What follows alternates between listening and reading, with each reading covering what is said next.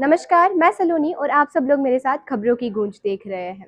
15 साल, पूरे 15 साल बाद आज भारत में फिर से जनगणना होने जा रही है।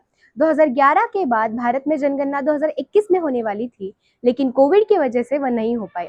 तो इस बार अब हम डिजिटल सेंसस यानी डिजिटल जनगणना जो है वह उसकी शुरुआत करने जा रहे हैं। जी हाँ, भारत की अपनी डिजिटल सेंसस।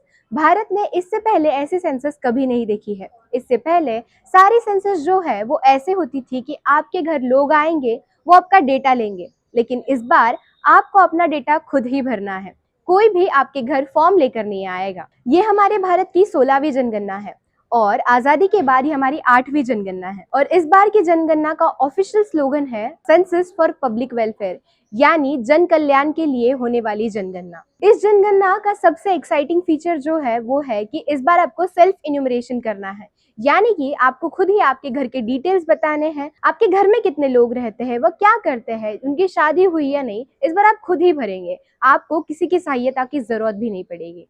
इस बार की जनगणना जो है वो 2 फेजेस में होने वाली है। पहले फेज की शुरुआत जो है वो हो चुकी है, वो 1 अप्रैल से 30 सितंबर 2026 तक होगी और दूसरा फेज जो है वो फरवरी 2027 में होगा। पहले फेज में आपको आपके घर के डिटेल्स देने हैं, यानी कि आपका मकान जो है वो पक्का है, कच्चा है, कितने फ्लोर का है, आपके घर जो टेरेस है वो है या नहीं, और आपके घर के लाइट बिल कितना आता है, आपके घर में कितने सदस्य हैं। और इसके तुरंत बाद ही आपकी सेकेंड फेज में जो है आपके घर में के सदस्य गिने जाएंगे।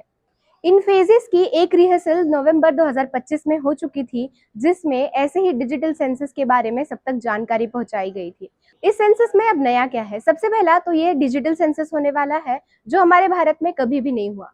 इसके बाद इस सेंसस में आपको 2 फेज देखने मिलेंगे, जिसमें पहले फेज में आपके घर की जानकारी जानी जाएगी और दूसरे फेज में इंडिविजुअल जानकारी जानी जाएगी। और तीसरी और सबसे बड़ी बात, आपको आपका डेटा खुद भरना है, आपकी सहायता करने कोई नहीं आएगा। इसके लिए आप ऑनलाइन वेबसाइट पर जा सकते हैं और ऐप भी डाउनलोड कर सकते हैं। अगर इंटरनेट की समस्या हुई तो इस ऐप में ऑफलाइन जानकारी भरी जाएगी और इसके बाद जब आपके पास इंटरनेट आ जाए तब वह अपलोड भी हो जाएगी। याद रखिए दोस्तों, ये डेटा सिर्फ स्टैटिस्टिक्स नहीं है, बल्कि यही डेटा डिसाइड करेगा कि आपके इलाके में कितने स्कूल्स बनेंगे, कितने हॉस्पिटल्स बनेंगे, आपके इलाके में कितने टॉयलेट्स बनेंगे और आपको कितनी फैसिलिटीज मिलेगी। तो सेंसस में अपनी भागीदारी जरूर करें, क्योंकि वो आपकी गिनती है और आपकी गिनती ही आपकी ताकत है। आगे ऐसी ही वीडियोस के लिए खबरों की गूंज को देखते रहें और लाइक शेयर सब्सक्राइब जरूर करें। धन्यवाद।